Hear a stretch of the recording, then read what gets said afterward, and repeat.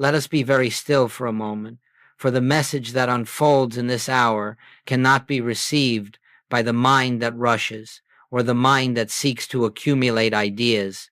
Truth reveals itself only in the quiet atmosphere where we are not trying to get something, not trying to achieve something, but simply resting in the awareness that God already is. It is in that stillness that the infinite way becomes more than a teaching. It becomes a living presence. Now, in our work today, we are not here to learn how to heal, for no human being has ever healed anything. What we seek is an understanding of what healing truly is. If you imagine healing to be the act of removing a condition, correcting a body, or manipulating a circumstance, you will miss the entire essence of this message. Healing, in the spiritual sense, is the revelation of God's presence where a problem seems to appear. It is the unveiling of what has been true from the beginning. All throughout the years of this ministry, students have asked, Joel, what do you do before a healing? What is the method? What is the practice? And I have said there is no method, but there is a way of being. There is an inner posture from which healing flows naturally as light flows from the sun. It is not a technique you can memorize, and it is not a formula you can repeat. It is a state of consciousness in which the personal sense of self is quiet and God is allowed to reveal God. You see, the great mistake of metaphysics is the belief that we can improve the conditions of life by thinking rightly, speaking affirmations, or holding strong mental positions. But the infinite way does not rest upon the powers of the human mind. We are not here to think our way into truth. We are here to yield to truth. All true spiritual work begins where thought ceases and awareness unfolds. And so, as we enter this hour together, understand that healing does not come because we change an outer condition. Healing comes because we awaken from the illusion that there is an outer condition separate from God. We are not striving to bring God into the situation. We are recognizing that God has never been absent from it. Let this be our introduction, then, that every healing, every revelation, every moment of grace is born not through effort, not through belief, and not through the activity of the human mind, but through that sacred stillness in which God speaks, and the personal sense of self grows quiet enough to hear. As we proceed, let us remember that spiritual truth is not attained by accumulating ideas, nor by struggling to understand with the intellect. Truth is realized in the measure that we release the mind from its labor and rest in the awareness that God constitutes our consciousness, our life, and our being. And it is precisely because truth is spiritually discerned that mental effort cannot heal. You see, the human mind, no matter how refined, knows only the world of appearances. It knows only what it has been taught, what it has observed, what it has reasoned, and the realm of appearances is never the realm of spirit. Therefore, when the mind attempts to correct a condition, whether bodily, financial, emotional, or relational, it is attempting to manipulate the shadow rather than touching the substance. It is trying to rearrange the picture on the screen rather than turning to the light that projects the image. And so long as we remain occupied with the screen, no change can be lasting.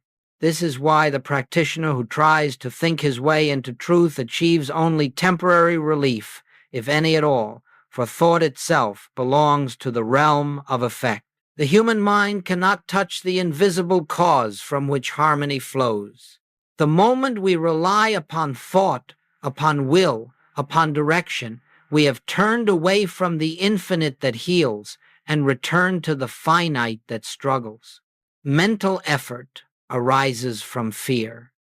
Whenever we feel compelled to affirm, to declare, to struggle inwardly for a spiritual position, we are unknowingly confessing that we still believe in a power apart from God. We still believe in a condition that must be changed, or an error that must be destroyed.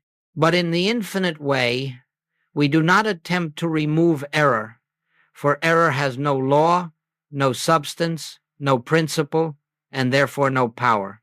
What is without power cannot be healed, it must be seen through. And so we learn that the human mind cannot remove an illusion, it can only perpetuate it. When a person faces disease and begins to mentally declare health, he is merely fighting with his own concepts. When he perceives lack and begins to affirm abundance, he remains entangled in the belief that supply is something external to be demonstrated. All of this arises from the mistaken conviction that thought is a power. But thought is not power. Spirit alone is power. Now, understand this. Spiritual healing is not the product of mental force. It is the revelation of spiritual presence. When the practitioner becomes still quiet, receptive, he stops looking at appearances. He stops battling conditions. He stops trying to make truth operate. And in that holy quietness, a shift takes place. The mind yields. The sense of personal responsibility dissolves. And into that openness, the Spirit of God rushes like a tide returning to its shore. In the absence of mental effort, there is peace. And that peace is the power. That peace is the presence that heals. Not the peace we create, but the peace that reveals itself when we stop creating. Therefore, mental effort cannot heal, because mental effort is the activity of the personal self. And the personal self, no matter how sincere, has no power. It is only as the personal sense diminishes that the God sense reveals itself. And in that revelation, harmony appears not as something attained, but as something forever present, awaiting our recognition. As we move deeper into this message, let us understand that true spiritual healing is unlike anything the human mind has been conditioned to accept. In the world, healing is thought of as the process of correcting a condition, adjusting the body, or removing a discord. But in the infinite way, healing is not the activity of restoring harmony to a condition. Healing is the revelation of harmony that has never been absent. It is not the improvement of matter. It is the unveiling of spirit.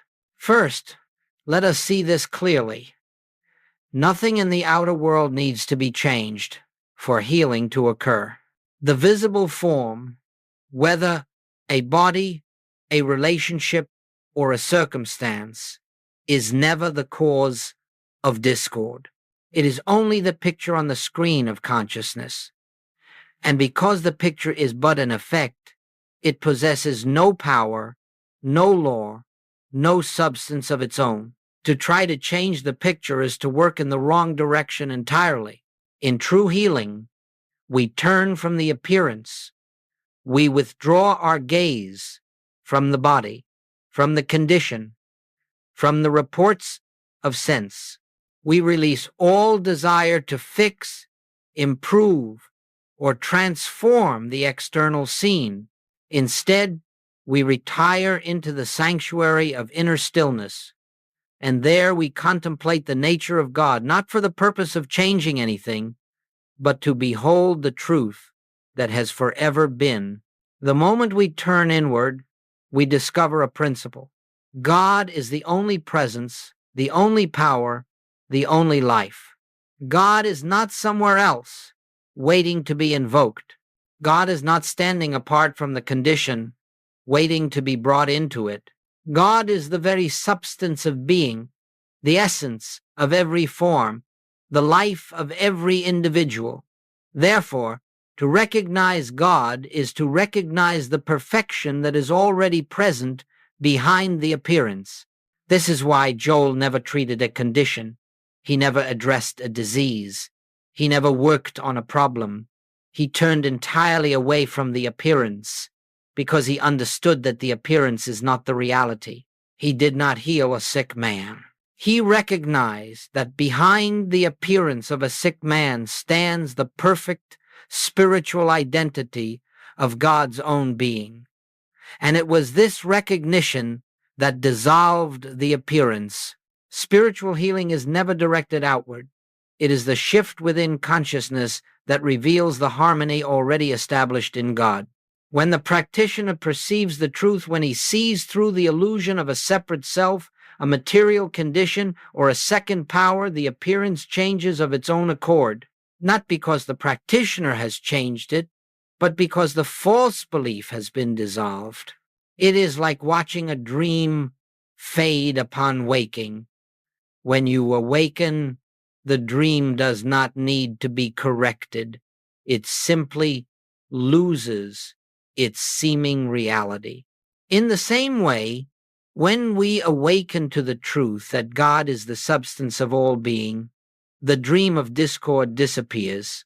This is the nature of spiritual healing, not the removal of error, but the recognition of truth, not the correction of matter, but the realization of spirit, not the struggle with conditions, but the quiet knowing that God alone is. And so, in all healing work, our task is not to address a problem. Our task is to behold God. Healing occurs as the consequence of seeing rightly, not as the result of doing something. The practitioner who sees God is the practitioner who heals not through power, not through technique, but through the simple awareness of what is eternally so. Now we come to the heart of this entire message. For all spiritual healing, all spiritual teaching, all spiritual realization rests upon one simple, sacred practice, the practice of entering the silence. Not the silence created by suppressing thought, nor the silence enforced by discipline, but the silence that naturally appears when the personal sense of self becomes still and the presence of God is allowed to reveal itself. Before every healing, before every class, before every moment of spiritual ministry, there was always this pause. Not a pause filled with thought, not a pause filled with effort, but a turning inward, a release of the world and all its appearances, a quiet recognition that God is already here, already present, already the life and substance of all being. Do not imagine that this pause was a technique. It was not a method to induce healing or to attract divine power. Rather, it was the simple acknowledgement that nothing could be accomplished through human means. In that moment of stillness, the practitioner laid down every burden, every sense of personal responsibility, every belief that he must act, think, or perform. He surrendered the small, anxious self that seeks to fix the world and allowed the infinite to take over. This is the secret silence, a turning away from the belief that we as human beings must do anything at all. It is the recognition that God is the only doer, the only activity, the only presence operating. When we are quiet enough, this truth begins to reveal itself, not as a thought, not as a sensation, but as a gentle assurance, a subtle warmth, a quiet knowing. I am here, all is well. You see, in this silence, we are not trying to bring God into a situation. We are not invoking divine power. We are not attempting to reach God. Rather, we are acknowledging that God is already the substance of the situation, that God is the very presence in which we stand, that God is the life of the individual before us. And as this realization dawns, even faintly, the appearance of discord begins to lose its seeming reality. The purpose of this silence is not to remove conditions, it is to feel the presence. And once the presence is felt, whether strongly or softly, the work is complete. For where the presence of God is realized, the illusion of a power apart from God cannot continue. This entire practice, then, could be described in one statement: be still and know that I am God. Not work, not strive, not treat, but be still. In this stillness, fear dissolves. In this stillness, the belief in two powers disappears. In this stillness, the personal sense yields and divine consciousness reveals itself as the only reality. And it is this revelation, not our thoughts, not our words, that performs the healing. When we enter the secret silence, we make no effort to improve, to change, to fix, or to persuade. We simply rest in the truth that God is on the field. God is the only activity, and God is the life of every form. And when this realization dawns, harmony naturally follows, as light follows the rising sun. This is the one practice upon which all spiritual healing rests, entering the secret silence where God is known, and allowing that knowing to dissolve every appearance of discord. As we go further, let us understand that the realization of God's presence does not come as the result of human timing, nor does it respond to our desire that it appear quickly. The unfolding of spiritual realization is as natural and as effortless as the dawning of the morning light. We cannot hasten it, and we cannot delay it. Our part is simply to be still, receptive, open, resting in the awareness that God is. When we enter the silence, there is no need to wait for a particular feeling, nor to seek an inner sign. Sometimes the sense of presence comes immediately, like a warm breath moving through consciousness. Sometimes it comes slowly, almost imperceptibly, as though a veil were lifting from the surface of the mind. And at other times, there may be no perceptible sensation at all, only a quiet certainty that something real is happening, though unseen. It is important to realize that this unfolding is not an experience of the intellect. It does not come as a thought, a conclusion, or an insight.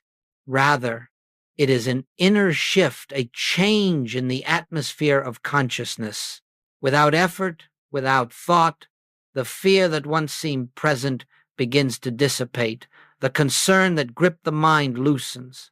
A sense of peace, perhaps subtle at first, begins to rise like a tide returning to shore. This peace is not of our making. It is not the result of affirmation or mental discipline. It is the presence announcing itself. It is God revealing God. It is the realization, silently communicated within, that I am here. This feeling of peace, whether faint or full, is the healing consciousness. It is the evidence of the Spirit at work. Now understand this. Healing does not occur because we have reached God. Healing occurs because we have removed the obstruction of fear, belief, and mental interference, and thereby allowed the presence to reveal itself. In that revelation, there is no longer a condition to be corrected. There is only the awareness that God is the life, the substance, and the being of all creation. And in that awareness, discord dissolves as darkness disappears when light enters a room. There is a moment, a quiet inner moment, in which the practitioner knows that the work is complete. Nothing dramatic takes place. No voice speaks. No vision appears. Yet there is a gentle certainty, like the settling of still waters, that the presence has been recognized. And once the presence is recognized, the healing is inevitable. At that moment of release, the practitioner does nothing more. He does not continue thinking. He does not continue praying. He does not attempt to push the healing along. He rests. He leaves the entire situation in the hands of the infinite, for the work is no longer his. The healing has already taken place in consciousness, and the outer form will follow in due time. This is how realization unfolds quietly, naturally, without strain. It is the flower opening in the morning sun. It is the fruit ripening on the branch. It is the tide rising on the shore. It comes not by effort, but by grace. When the presence is realized, the work is finished. Let us continue now to the reason this simple, silent practice succeeds where all mental effort fails. The power lies not in the practice itself, nor in the one who practices, but in what takes place when the personal sense withdraws and the spiritual presence reveals itself. Healing does not occur because we have achieved stillness. Healing occurs because in stillness we cease to obstruct the activity of God. The first reason this practice succeeds is that God is the only healer. No human mind, no personal will, no effort of thought has ever healed a single condition. When we are quiet enough to relinquish the impulse to think, to affirm, or to direct spiritual power, we make room for the infinite to perform its own work. In that moment of surrender, the activity of God takes over, and where God is active, discord cannot stand. The second reason is that error has no power. All discord, whether sickness, lack, or fear, is not a reality to be overcome. It is a belief without law or substance. When we attempt to correct error, we grant it a power it does not possess. But when we become still and feel the presence, we recognize that error is but an appearance, a shadow without reality. And in the light of truth, shadows disappear of themselves. This practice succeeds because in the silence, we come face to face with the great principle of the infinite way. There are not two powers. If you approach healing with the belief that there is a condition to be removed, you are still believing in a power apart from God. In stillness, however, we become aware that God is the only power operating in this universe, and the realization of one power dissolves the belief in another. The third reason this practice succeeds is that God is the only cause. All harmony flows from the invisible source within us. When we rest in God's presence, we are dwelling at the point of cause. The visible world, the body, the condition, the circumstance is merely effect. And when cause is realized as God, the effect must reflect that realization. Harmony appears not because we impose it upon the body or the world, but because the body and world are the outward expression of an inward awareness. The fourth reason is this: grace flows where interference ends. Human thought is interference. Fear is interference. Personal responsibility is interference. When these melt away in the silence, the flow of divine grace resumes naturally, effortlessly, inevitably. Grace does not need to be summoned. Grace is always present, always active, always seeking expression. Our stillness allows that expression to take place. Finally, this practice succeeds because it aligns us with reality. We are not trying to create harmony. We are not trying to attract spiritual power. We are simply acknowledging the truth that harmony already is, that God already is, and that nothing stands outside the one infinite presence. In the presence of this realization, the appearance of discord has no foundation upon which to rest. Thus, the silent recognition of God's presence is the secret of all spiritual healing, not because silence has power, but because, in silence, we withdraw the belief in a self apart from God, and when that belief dissolves, only truth remains. Now we come to a very practical point in our work, not practical in the human sense of applying a technique, but practical in the spiritual sense of learning how to rest in the presence throughout the day. For this way of life is not confined to the moments when we are asked to help another. It is a way of living, a way of being, a continual turning toward the kingdom within. Each morning, before the world begins to press its demands upon you, take a few moments to sit quietly, not to think, not to affirm, not to pray for anything, but simply to turn your attention inward and acknowledge the presence. There is no need for words. Simply rest in the gentle recognition God is. Let that be enough. As you sit there, without striving, you may become aware of a subtle peace, or you may not. It does not matter. What matters is the act of turning within, of acknowledging that the source of your life is not external, but the infinite that indwells you. In the course of the day, you will find many occasions to pause inwardly. You may be in the midst of activity or conversation. You may be at your work or walking along a quiet path. In any moment, take a single breath and gently turn your thought toward the invisible, not with effort, but with the soft remembrance. God is here. That remembrance itself is prayer. It is the recognition of one presence in the midst of whatever appears.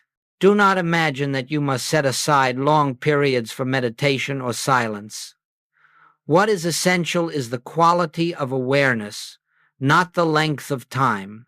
A brief moment of recognition, just a breath of remembrance, opens the way for the presence to reveal itself. If you do this repeatedly throughout the day, you will find that your consciousness becomes attuned to the invisible. You will begin to sense the activity of God unfolding in even the smallest details of your experience. When a problem arises, whether your own or someone else's, your first impulse may be to address it mentally, to fix it, to correct it, to improve it. But in the infinite way, our response is always the same. We turn within. We recognize that the problem has no power apart from our belief in it. We drop the mental struggle, not by force, but by surrender. And in that silent turning, we remember God alone is. You will find that as this becomes your habitual response, the fear that once accompanied problems will gradually dissolve. If the situation is grave or urgent, do not hasten to treat it. Do not rush into the appearance. Simply withdraw within yourself and wait until some measure of peace arises. Even if the peace is faint, it is enough. That peace is the presence announcing itself.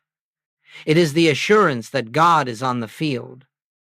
Once the presence is felt, even lightly, your work is complete.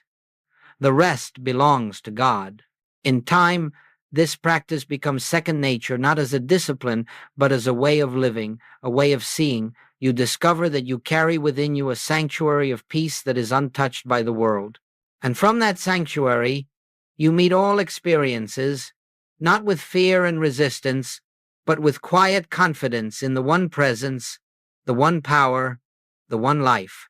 Do not attempt to perfect this practice quickly. Give no thought to success or failure. Simply be willing to turn within, again and again, until it becomes natural. And as it becomes natural, you will find that life begins to unfold with less strain, less struggle, less effort. Harmony flows where the personal sense withdraws, and the God sense is allowed to govern. As we draw nearer to the heart of this message, let us look more closely at what healing truly means within the infinite way. For unless this is understood, we remain tempted to think of healing as the correction of a condition, the restoration of health, or the improvement of outward circumstances. But spiritual healing is none of these. It is something far deeper, far more profound, far more transformative.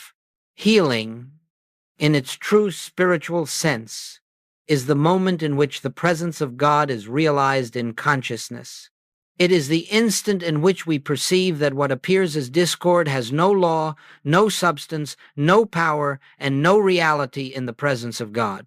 The healing does not lie in changing the appearance. The healing lies in the realization that the appearance never had true existence. You see, we are not attempting to make a sick person well. We are beholding the eternal truth that behind every appearance, no matter how distressing, stands the perfect and complete expression of God. When we behold that truth not as a theory, not as a hope, but as an inner realization, the appearance shifts of its own accord, because the appearance was only the embodiment of our former belief. The practitioner's task is always the same: to behold God, not to heal a condition, not to treat an illness, not to change a circumstance, but to behold God. For in the degree that God is realized, God as the only presence, the only power, the only life, discord dissolves. It cannot stand in the presence of realized truth, just as darkness cannot remain when the sun rises. This is why healing in the infinite way is never personal. The practitioner does not heal. The patient does not heal. God reveals God, and in that revelation, the illusion of discord evaporates. It is not corrected, it is seen through. What was never created by God cannot endure in the consciousness that knows God. Thus, healing is not an act, it is an awareness. It is not the effort to make harmony appear. It is the recognition that harmony is the nature of reality and has always been present, awaiting only our acknowledgement. Healing is the lifting of the veil of fear, the veil of belief in two powers, the veil of trust in appearances. And when the veil lifts, what remains is the eternal perfection of God expressed in all creation. Healing also has a deeper meaning. It is the transformation of consciousness itself. Each healing reveals to us a little more of the truth. Each healing removes a little more of the personal sense. Each healing brings us closer to the realization that the kingdom of God is not something we attain, but something we awaken to. As the personal self diminishes, the God self begins to shine through. This is the real healing, the dawning of spiritual identity. And so, the meaning of healing in the infinite way is this: a shift from the belief in a world of appearances to the realization of the world of spirit. A shift from seeing life as material to knowing life as divine. A shift from being a person attempting to reach God to recognizing oneself as an expression of God. Once this is understood, healing becomes natural. Not a miracle, not a mystery, not an exception, but the natural outcome of knowing the truth that has always been so. As we bring this hour to a close, let us once more enter that quiet place within, for it is in the silence that everything we have contemplated becomes living truth rather than intellectual understanding. Let us release every effort, every thought, every desire to remember or apply anything we have discussed. For the truth does not need application, it needs realization. And realization comes only in stillness. In this moment, let there be a gentle turning inward without expectation, without seeking. We are not trying to achieve a state of mind. We are not attempting to contact God. We are acknowledging the presence that has been with us all along, the presence that breathes us, sustains us, lives as us. Let us rest in the awareness that God is here, not as a distant principle, but as the very life of our being. In this silence, you may notice that there is nothing to fear, nothing to resist, nothing to overcome. There is only God appearing as the harmony, the intelligence, the substance of all creation. And as you sit in that awareness, even for a moment, you will feel the weight of the world lessen. The anxiety that once seemed so real begins to lose its grip. The concerns that once appeared urgent fade into the background, for in the presence of God, all is well. Carry this awareness with you as you return to your daily affairs, not as something you must hold on to, but as a quiet knowing that accompanies you naturally. Let your day unfold from this center of peace, without striving, without rushing, without the belief that you must determine or control the outcome. The presence that revealed itself in this hour goes before you. It prepares your way. It governs your actions. It maintains your harmony. Each time you feel the world pressing upon you, pause for a single moment, turn inward, and remember God is here, not as an idea, but as the reality of your being, not as something to attain, but as something already present. Let that remembrance be enough. For it is out of that remembrance that all healing flows, all guidance comes, all harmony appears. You need not struggle to make truth operate. Truth operates by virtue of its own nature. Your part is to be still and know. May the peace of the infinite presence accompany you. May the light of God illumine your path.